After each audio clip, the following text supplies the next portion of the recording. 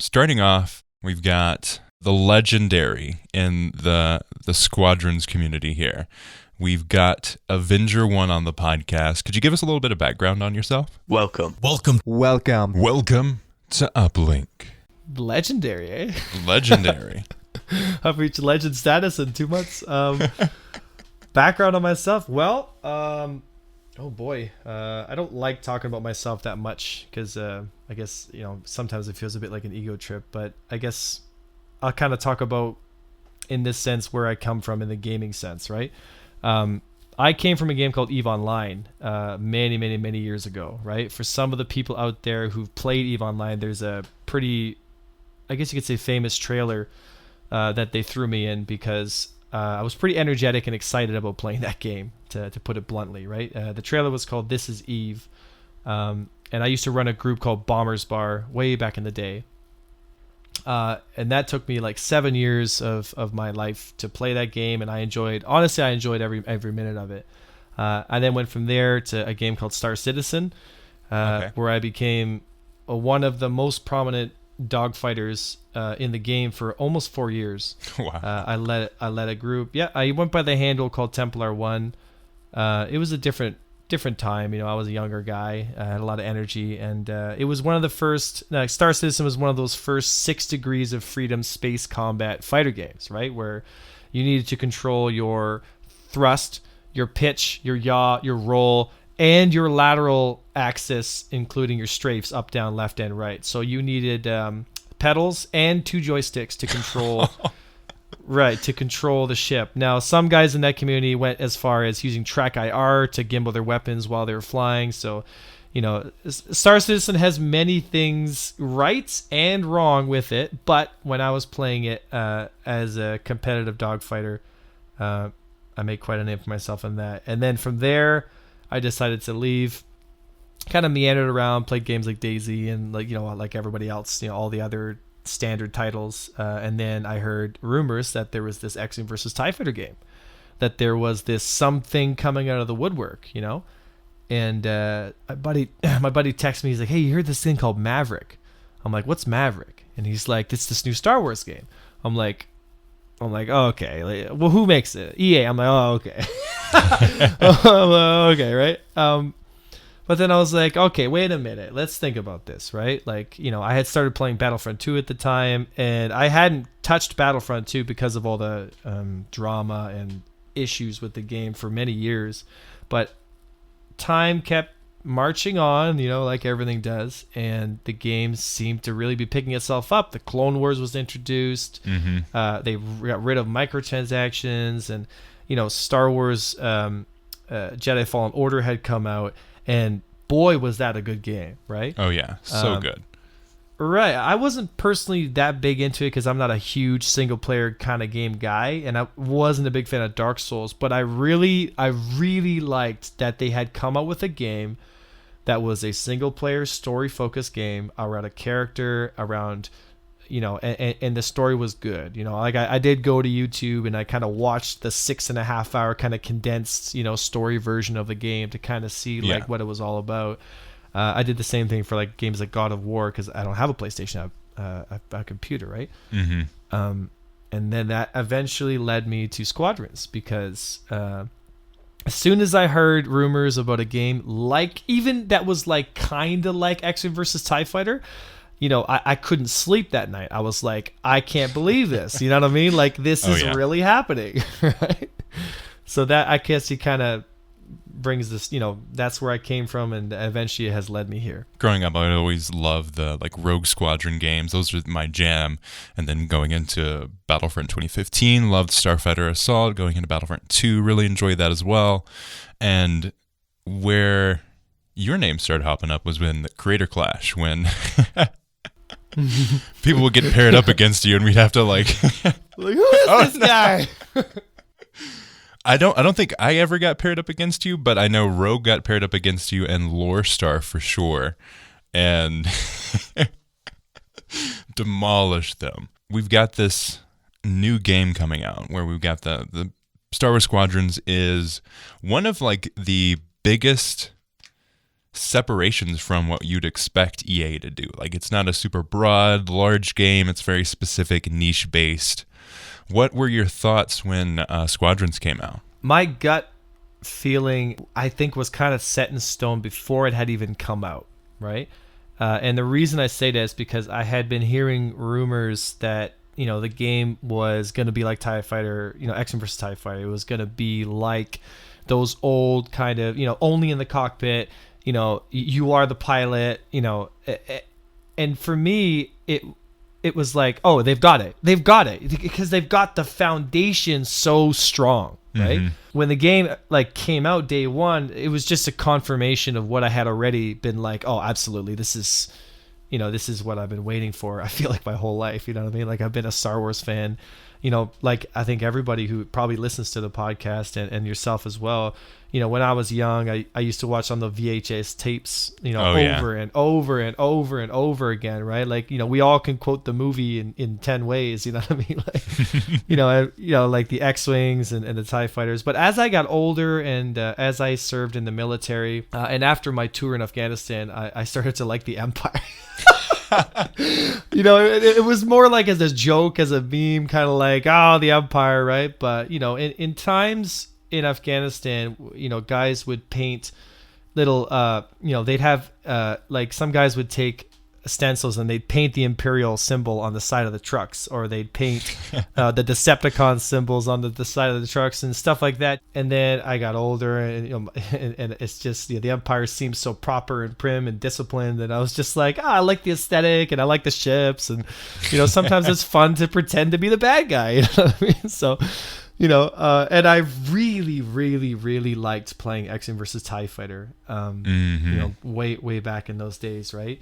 So when they opened the gates, you know, I was like that guy who's like waiting for episode 7 to come out with his sleeping bag. You know, he's there a day early. Like, I'm just, you know, I'm ready, right? You know, I couldn't wait. But yeah, my gut was it was going to be incredible, and I just knew it from the start. And especially when those gameplay videos started coming out, and Eckhart's Ladder started blowing up because he starts covering a lot of Squadrons content. Everybody's paying attention. Everyone's like, is this game gonna be a flop? Like, is this game gonna be good, or is it gonna be another Battlefront 2, right? And I think resoundingly it's not Battlefront 2. It's the farthest thing from it. You know, so you got to give credit where credit's due, right? Like, people can bash on Electronic Arts, right? And, you know, for good reason, right? But people, I think, sometimes forget that there's people like Ian Fraser and other folks out there that are working a job and have to feed their family. So they don't have the overarching decision to say, hey, we're not going to do microtransactions or this, that, and the other. They just get told, hey, this is the parameters that you have to make the game in. And they might even bring it up and say, guys, come on, like, let's be honest here. Like, this isn't going to work. And they say, no, it's our business model. Like, deal with it. Yeah. Right. So, but yeah, man, my gut was going to be fantastic, and it paid off for sure. That's why I'm so overwhelmingly positive and excited about this game, because I feel, again, on the fundamental foundational level, this game is a true successor, in my opinion, to X-Men vs. TIE Fighter series. Definitely. And like you're saying, this is one of those games that it's completely different from what Battlefront 2 did. And that's a really good thing. We've got Battlefront 2, which they launched a really robust Starfighter game in Battlefront 2. Really, really well done, but they didn't support it. And I was afraid of that was going to be the case for Squadrons. But we've seen them continue that support, and we'll be going over this in a bit. The new content that's coming out, the private matches, and the support for esports going forward. Like, we've got a whole world of opportunities available to us now. And while it does have some of the same family traits of something like Battlefront, it has its own feel, and it accomplishes something completely different than Battlefront did. Well, I think also Battlefront, by design, is not designed to be a deep dive into starfighter combat. Yeah, right? Definitely. You know, and for what it is, I think Starfighter Assault did a great job. You know what I mean? For the design of what it was, right? Mm-hmm. But you know, I think there was that desire, that fire, that people were like, give us the in-depth version of this fantasy. Don't we got it here, but we want more. We want to see where this goes, right? And I think that's maybe what's changing a lot about the industry in general right now, or at least it seems to be the case, where I think people are still interested in the overall kind of game that does everything. But, when you have games like Squadrons, right, where it's like, hey, we're just going to focus on like the space combat, fighter pilot fantasy, or, maybe they might consider making a game like For Honor, but more for the Jedi versus the Sith, more kind of like a melee, right? I think there's a real desire for that kind of, focused, intentional, like games, like niche games, you know what I mean? More niche games instead of one overarching game. Yeah, do one thing really well, than trying to do everything. Yes. I agree. Absolutely.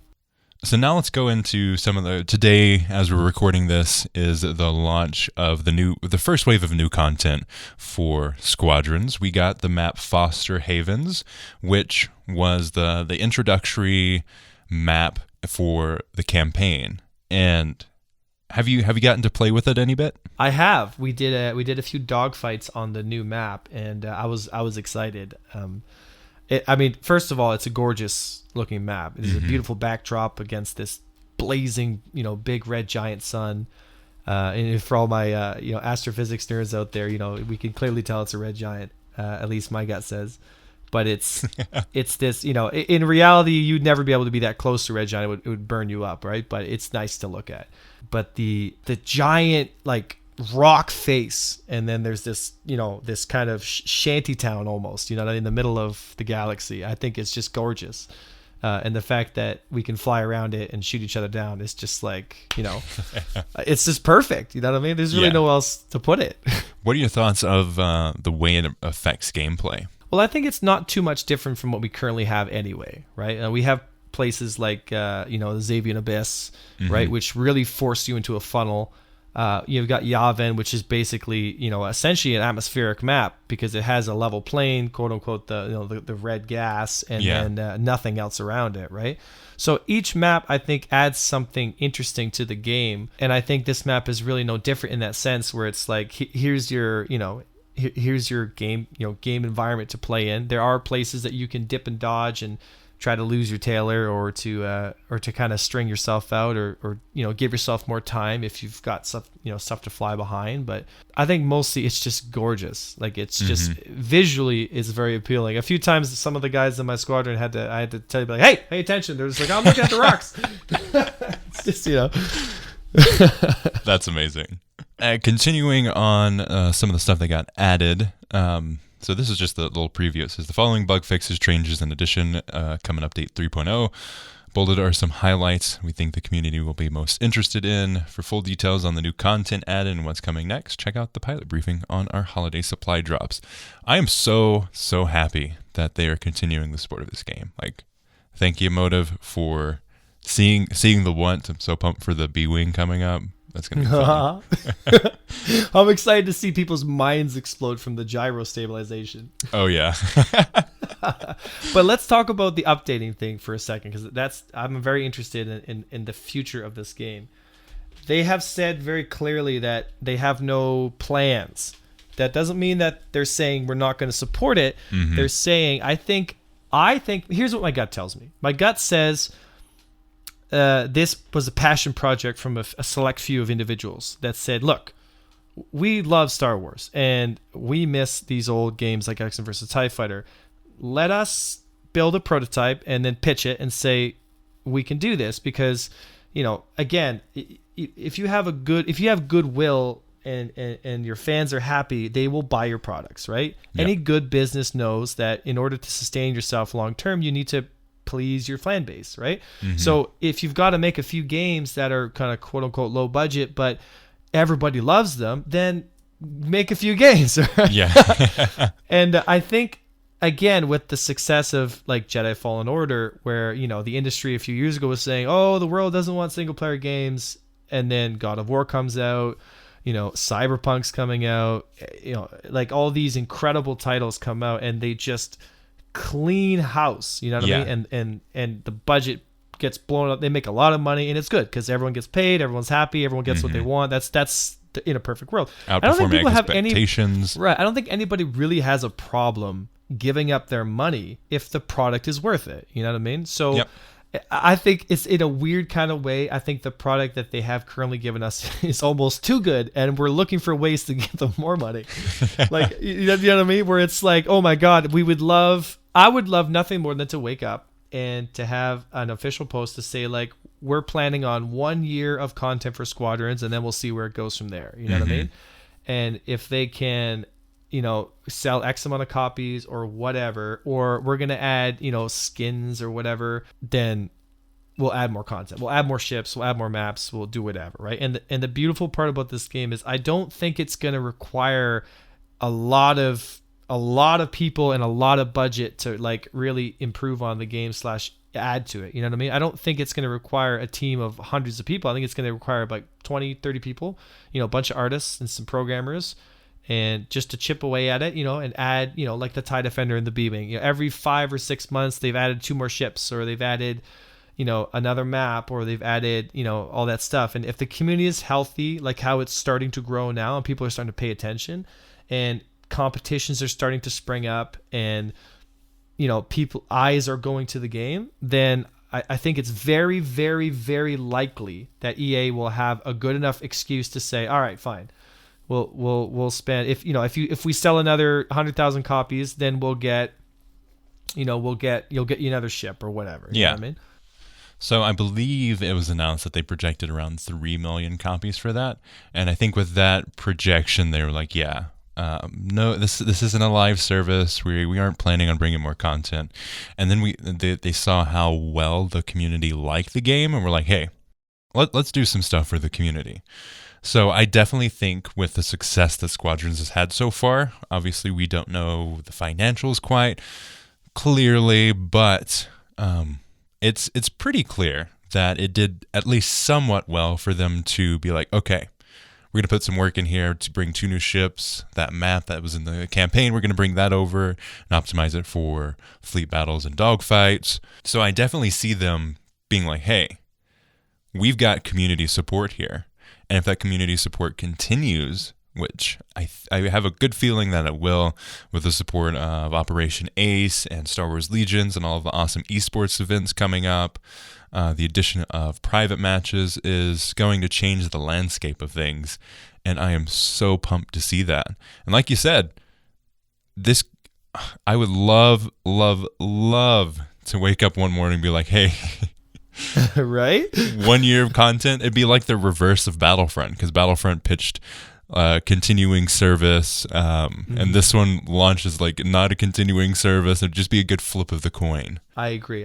But I think somebody somewhere, you know, realized, like, you know, if you cater a lot of goodwill with your community, it's going to really pay off in the end. I think the vanguard to that business strategy, I think, are companies like CD Projekt Red that take a lot of time and care and effort into what they decide to publicly post. I think they take a lot of time and effort into the product they produce. And so it comes out, and it's like fine wine. You know what I mean? Like, you know, people still, like, The Witcher is still on the top selling games, like, you know, month to month to month. And it's been out for, I think, 5 years now. Yep. 2015, you know, I believe, is when it came out. You know, it just shovels money in every day. You know what I mean? And it's like, and it's a masterpiece, right? Now, multiplayer games are a little different, because the multiplayer games have almost like a finite lifespan, you know, where it's like, so there's only so much. It's like a 5 to 10 year lifespan. 5 years is usually the standard, and then 10 for the more and it's starting to get longer and longer now. Like stuff like Rainbow Six Siege, when it came out, there was no platform for continuing game. But that's a business model change. Yeah. That's a business model change, though. You know what I mean? And we've all seen that because of games like Dota 2, LoL, like all these other big like MOBA type games where they're like, look, we're going to make essentially, you know, online soccer in a different format, like a sport. And we're going to keep shoveling content in, right? And, you know, if you keep breathing life into the game, the community will keep playing it. They'll keep coming back. They'll keep enjoying it. And, you know, you've got recurring revenue, you know what I mean? And that way, like you do the initial push to get it all out the door, and then you task all your other members to go do another project, and you bring it down to a small staff, and you just maintain it. You know what I mean? And then it maintains, and the money you're bringing in is more than the money you take to maintain it, and it's just and so that every quarter you look at your budget and you're like, oh, Rainbow Six has made us X amount of money per month, and it's like it's always a benefit to us. So it's good to just slowly trickle in content, and then just make sure that there's some kind of community going on, right? And definitely, and I think that's where Battlefront 2 really failed. They had the microtransactions in a way to support the game. They took that out, and they never really, because of the backlash, they never put in a way to continue support. They had the Celebration Edition, which was a good push. It brought a lot of people on, added it to Steam, added it to PlayStation Plus. So there was a lot of people in the community, but there was no way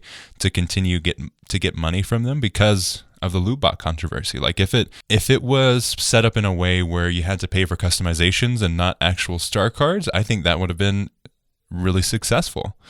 But as you can see in like Apex Legends, where it's a free game and they support it by cosmetics and battle passes, like it's a clear model that we're seeing put forward in gaming, which is super cool to see.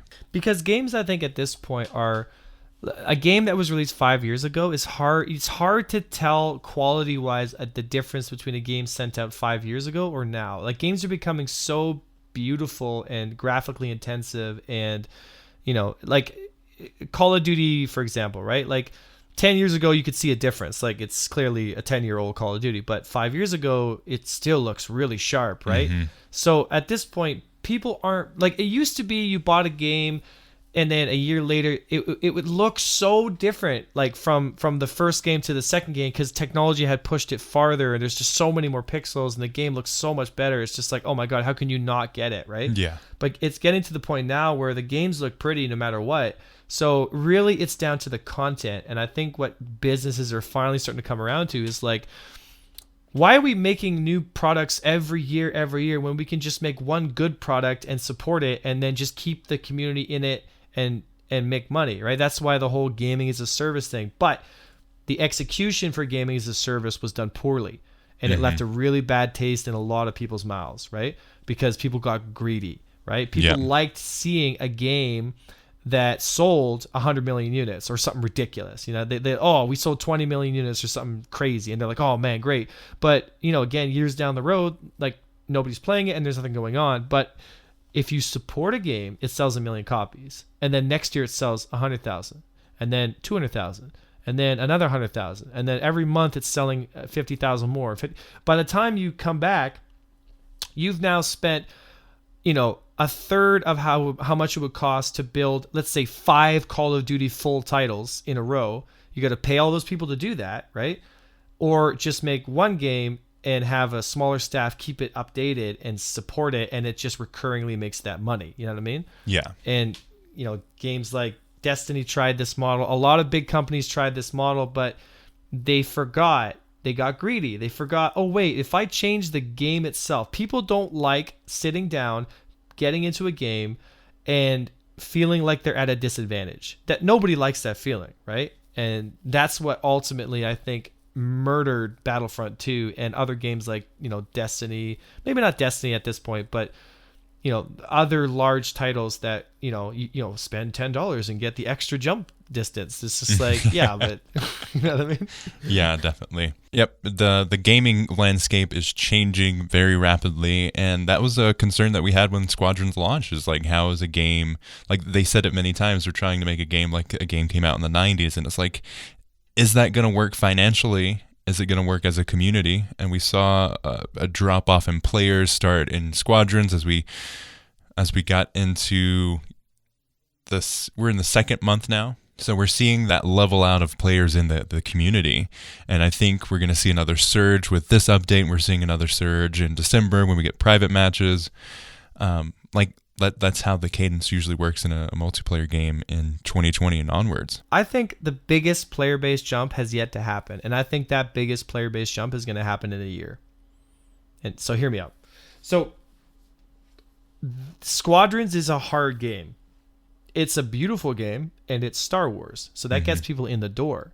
The single player campaign is short enough that you enjoy it, but you're left kind of wanting a little more. But then again, the game's a discount game, and it's not really meant to be a single player experience. In my opinion, it's truly meant to be consumed in the player versus player kind of sports like atmosphere, where you know, you come home and you like, I'm instead of going out with the guys or the girls and playing a game of beer league hockey.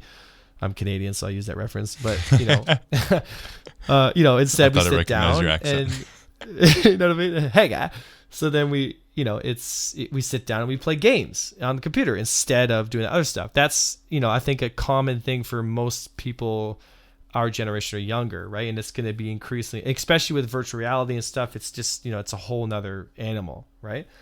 But I think a lot of people were worried at the beginning. They're like, is this game good? Should I even buy it? Like, what's going on here? Because of all the issues like we talked about with Battlefront 2 and some other issues. And so most people are kind of on the fence. And the ones that were obviously there's the quote unquote early adopters, right? You can see any marketing strategy, there's always the early adopters, right? I think all the early adopters are in. Those are people like me. And now it's where it matters, right? If the game can put a little content in, if the community is positive and supports each other and teaches each other how to play so that the learning skill gap isn't so gargantuously large for new players, they just stare at the bottom of the cliff and they're like, what? You want me to retro drift around and do an inverted like power shunt? I don't even know the words you're saying right now. You know what I mean? And those are all things you can do, but, but it's just like, it's the same issue that EVE Online had, where again, right, it's an incredible experience, but it really takes someone to kind of hold you by the hand and be like, all right, don't get scared, but here's how it works, right? Yeah. But that's the truth, right? And the game will never be as large scale as games like Battlefront 2 or anything like that. But because it's niche and because it's so gosh darn good at its core, the player base and the fan base that does play it will play it for a long time and will support it, right?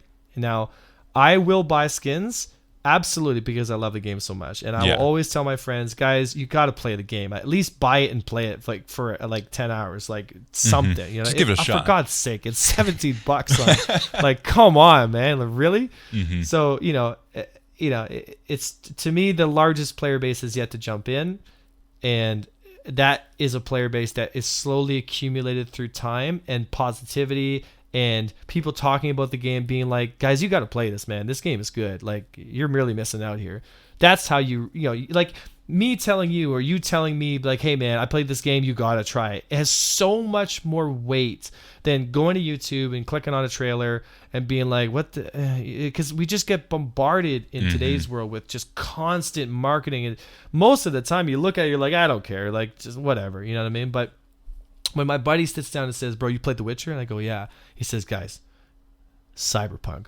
And I go, what? And he's like, dude, Cyberpunk, right? And I'm like, cool. Like, what are you talking about? He's like, no. You played The Witcher, you're going to play Cyberpunk. And we have this big conversation about the game. And then it's like, you know what? I'll play it because I trust my buddy, not because I trust some marketer behind a television screen. You know what I mean? Yeah. So that's what's going to sell the game. And you do that by creating the small group of people and keeping them happy and giving content to the people who are playing it so that they turn around and go, guys, y'all missing out here, man. We're having a lot of fun and you're not part of it. You know what I mean? Definitely. Now, going in and talking about that skill gap there, do you have any tips and tricks that you would recommend? We're going into the holiday season. I definitely think people are going to be picking up this game for holiday season. What are some of the tips and tricks that you give starting players as they jump into this world of Squadrons? So I commonly have this question when I'm streaming. A lot of times folks will come in and they'll be like, they'll kick the door in like Kramer and Seinfeld. They'll be like, how do I play this game? You know what I mean? They're just like, all right, well, what do I do? Right? And it's like, I get it, right? There are a million ways to answer that question, but in my opinion, it really does come down to one honest to God way, and that's just get your butt in the cockpit and start flying, right? Because you can sit there and trolling Reddit all day, and I've read the posts, right, where it's like, oh, the bomber's overpowered, and I'm 23-0 in dogfight against the team of all bombers, and I'm just like, oh, okay. Do you know what I mean? Like, and I've got it recorded. I can show it around. But it's like, you can only sit there and consume so much wrong information before you just have to be responsible yourself and go like, I'm just going to get in there and make my own judgment. You know what I mean? Mm-hmm. And that's all attitude, right? Now, the unfortunate part is some folks won't have the attitude. They'll get in, they'll get their butt kicked, and they'll be like, screw this, I'm out. There will always be a group of people that will do that, right? Yeah. But that's why it's so important for the community to, when new players do get how should I say this, yeeted by the Empire, they have a community that says, bro, I totally feel you, here's where you went wrong, here's how you're going to be a better pilot. And then a couple days later they're retro drifting and they're getting kills and they're like, oh my god, and they start really becoming a pilot. You know what I mean? They really start feeling what these, because the beautiful thing about this game, again, talking about the fundamental, like just what they got right, is that you fly the TIE fighter, it flies different than the Interceptor. You fly the TIE bomber or the TIE Reaper, it's a completely different animal. You know what I mean? And it's not even like overarching large changes. Like the pitch axis on the TIE fighter is slightly less than the TIE Interceptor in certain builds. The yaw sluggishness on the TIE bomber is very noticeable compared to the Y-wing, which is more responsive but it's slower, so it's less top speed. Like these little things you don't notice as much as you're a rookie, and then as you become an intermediate into eventually an expert pilot, you really see and feel the difference, because once you start operating at that high level, the small differences between the ships become magnified 100 times, right? And Definitely. The only way you do that is by getting in the cockpit and getting shot down or shooting people down, right? So that's, if any suggestion, right? It's just get in the cockpit and start playing, right? 100%. Would you recommend jumping in dogfights versus fleet battles, or fleet battles versus dogfights? Which would you recommend someone to jump into right off the bat? So here's what I did, and I don't recommend this. And I recommend that you play the single player campaign in its entirety at least pilot level, not at ace, just at pilot. I don't care how good of a pilot you are, because the NPCs don't respond the same way that players do. So just get the experience and get your controls and understand what the HUD elements do and function like before you jump into PvP, right? Now, because I spent 4.5 years as essentially a professional dogfighter for Star Citizen, and that game's skill ceiling at the time was the highest I've ever seen in any game I've ever seen. It's unlike anything I've ever seen. It's changed a lot since then, but at the time, there was really nothing else like it, right? And it was 6 Degrees of Freedom. So I felt coming in the door, I had a good handle on space combat. I didn't feel like I needed to play some silly single-player campaign. I wanted to go in there and shoot people down. That's exactly what I did, right? I'd say for people who have experience with games like Elite Dangerous or DCS World and anything like that, if they want to jump into PvP right away like I did, fill your boots, right? Essentially you're going to learn by fire hose technique, right? You're going to stand there in the match and you're going to get blasted with a 65 mil line, and you're going to be sitting there like, what just happened? But you'll get the information eventually, right? Single player is a much more enjoyable way. So for new folks coming in, it's a more enjoyable experience because it kind of takes you by the hand and walks you through, but it does not teach you how to fight players. And that's what I want to emphasize. It's like, it will not teach you how to fight players, because people fly fundamentally different than the NPCs, right? They drift. They do the dead drifting, retro drifting. They do jousting runs. Like, they're pulling you into turn fights to get nose authority. Like, it's different when the NPC basically does nothing but fly around, what's shoot. it called? Well, they essentially do zoom and boom at low speeds. That's what they do. Yeah. So for new players, could you define some of those words that you're using just then? Dead drifting, retro drifting, are types of movements that your fighter can perform, right? I have a video on YouTube called the Art of Flight Combat instructional series, and episode 1 is all about drifting, right? And I plan on making many more basic level tutorial videos, so that after the first 5 episodes you have how do I say this? The fundamentals, right? So you've been taught, okay, what's drifting? Okay, well, what's flight mechanics? Like, what do you mean by my pitch and roll, and how they have different turn rates, and how does that affect my gameplay, and why does that matter, right? Like, I only know sushi rolls. What's you talking about? Right? You know what I mean? Like, what's a new barrel? You know what I mean? Like, watching Star Fox, right? Like, it's, basic flight mechanics. How do guns work? What's fall off? Like, what's a shot lead angle? What's predictionary flight versus reactionary flight? Like these simple techniques that we take for granted in the kind of piloting community. And for people kind of walking in the door, that's the skill gap. That's the cliff, right? But standing on top of the cliff looking down, you don't notice how high it is until you're back down there, right? But once you've learned it, you don't really need to climb that cliff again. You've learned it, you know what I mean? Then you can start developing your skill, right? There are so many different terms, and there's so many different strategies. To go into even a third of them would take hours, right? So I'll just explain one very simple maneuver called the dead drift, right? Like when people say, oh, what's the dead drift?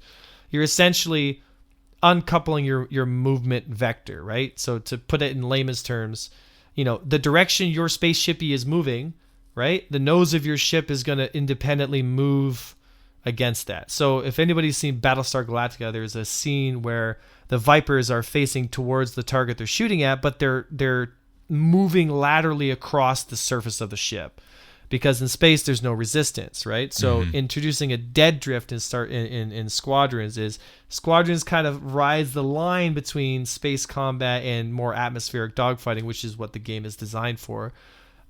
Is where you build up your boost power, you go into a boost, you then turn on drift essentially, so that your ship can't actually change its movement, so it's just flying straight, right? If it's flying towards the Star Destroyer, it's going to keep flying and sailing towards that direction, because the object in motion stays in motion, right? Yeah.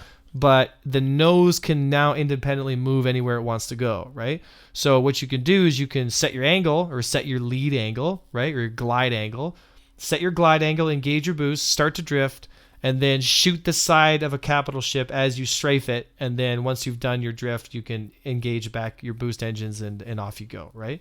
So maneuvers like that are alien to a lot of players, because they wouldn't, A, think of that even to be a maneuver, and 2, they wouldn't really understand how to execute, because you have to switch power to your guns before you engage, and you have to have power built up in your engines, right? So these basic level strategies and movement patterns need to be explained to new people, so that they don't jump into the game and just get, lol raffle stomps and be like, they've got to know why they lost, right? Yeah. And that's up to us as a community. We have to teach those people, because you cannot expect people to have that knowledge already, or have the connections that some of us, in the ace pilot community even have, because they might come home, they have kids, they got stuff to do, they sit down, they just want to play a game and have fun. And let's say they play DCS World for 10 years and they're like, oh, I'm a good pilot. And then they get in and some A-Wing guy called Avenger One just poops on them. And they're like, what the hell is going on? Like, what do you mean he's shooting at me while still, like, what? Like, Definitely. And on that topic, how have you, so we've Squadrons came out October 2nd. We've had it for over a month now, almost 2. What are your thoughts around the community that's built up around the game so far? At this point, I'd say it's probably one of the best communities I've ever seen. Now, I can't tell whether that's because there's just so much energy and hype for it, or quite possibly because the communities that I have been part of have just been extremely toxic. EVE Online is a very interesting experience. It definitely revels itself on how much you can screw over your buddy. I mean, there's articles on the news sites about, people betraying each other for thousands of dollars worth of spaceships, and it's a different world, that's for sure. There's definitely some strong emotions. And then of course with Star Citizen 2, right? That people have very polarizing, strong opinions about the game, like I do as well. So it was a very welcome and nice change to come into a game where the community was largely surprised and excited and hopeful, right?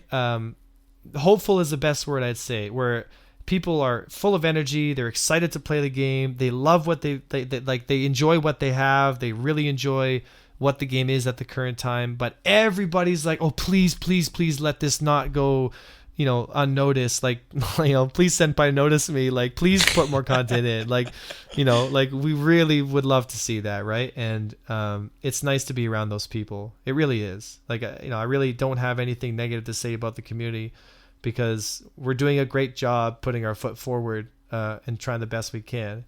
And like I said on the stream many, many times, I say, guys, look, it's 50-50.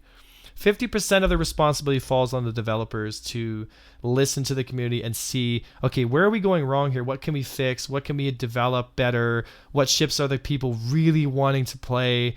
What ships need to get balanced, and vice versa, and this, that, and the other. And then 50% falls on the community itself, right? And sometimes people don't want to take that responsibility, where it's like, you can put it all on the devs, but don't forget that it's the developers that they're not the ones that you're playing against on a daily basis. It's other people in the community, right?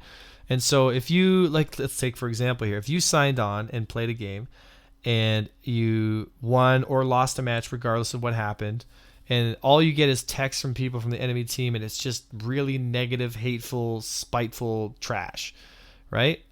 Your experience of the game would kind of be like, I mean, I love the game, but why am I, like, get out of here? Like, and that was like a good majority of your matches.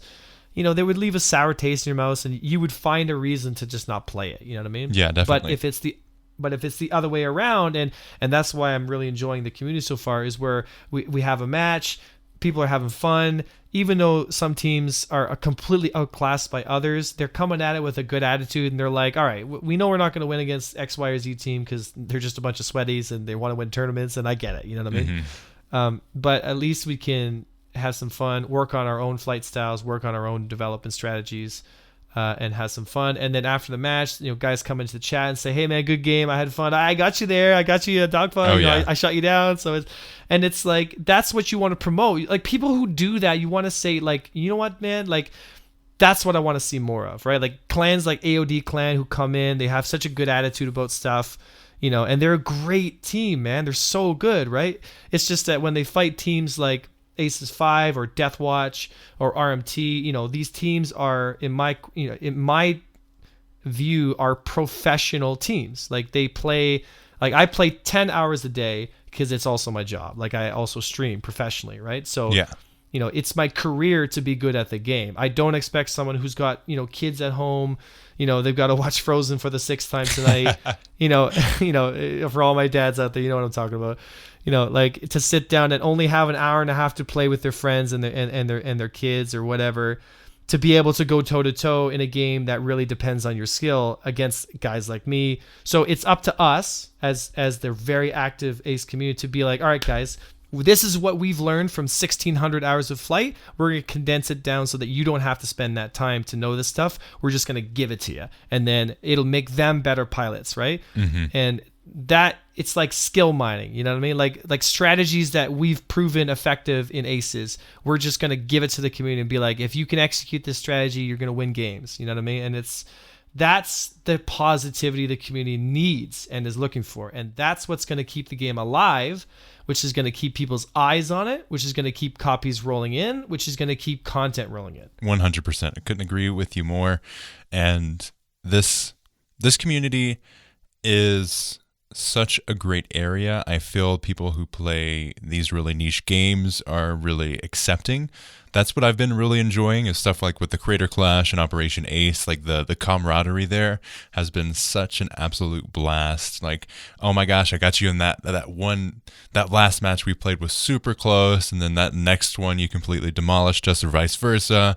It's just super, super fun, that the community that can be brought out if you get over yourself, be like, hey, you're a good pilot, I'm a good pilot, we're both playing this game and having fun. Like, that's the ultimate thing here. We're playing games. Yeah, I mean, make no mistake, we're in it for the wins too, but yeah, it's important because you always have to have a competitive atmosphere, but it's the classiness, right? It's mm-hmm. like how when we were kids, like, at least for me, I can't say for you, but for me, I'm assuming that you'd have the same experience. When I used to play old hockey or baseball, even if we lost, everyone would line up and we'd shake hands and be like, all right, thanks, we'll see you next time, right? Oh yeah. And like I always say on stream, it's like you don't have to love losing. Like I'm not saying you lose, you're like, everything is fine. There's no weeds in the garden. Like everything's great. You know what I mean? That's not what I'm saying, right? Like, if you lose, it's like blast, right? But it's like your response should be, all right, fair play, guys. And there's always a next time. You know what I mean? There's always another tournament. There's always another time to fight. There's always another time to battle, right? And if we keep the competition healthy, and there are rivalries, but the rivalries again are healthy and they're not toxic and degrading, then we have something that people look at and are like, I want to get in on this. This looks like fun. And if we as a community see that attitude in ourselves and say, no, because I'm human like everybody else, right? Mm-hmm. And even I make mistakes from time to time, like everybody does, right? And I say things that maybe, I should have said that better, or maybe I shouldn't have done it like that, or maybe I took it a little too far, or I sent the wrong message because my emotions were a little high. Because when you're in a competitive environment, sometimes emotions can get a little high, right? Yeah. If we notice that in ourselves, then it gives permission for others around us to do the same thing. Definitely. And I think with that, it's a great spot to end this episode. Dude, thank you so much. It's been an absolute blast having you on the podcast. You're a great guest. It's been great going over and talking about the community and Squadrons. Yeah, man. I really enjoyed the guys telling me to come on the podcast. I thought I had a lot of fun. This is my first podcast I've ever done, so it's exciting. Hey, congrats, man. And I'm a very big podcasting guy. I watch Joe and Lex and all those folks out there. I get addicted to podcasts, man. I absolutely love it. So it's a real honor, man. I thank you so much, right? Thank you for hopping on, and thank you, Rogue Red, for reaching out and getting this going. It's greatly appreciated. Shout out to my boy Red. Oh, yeah.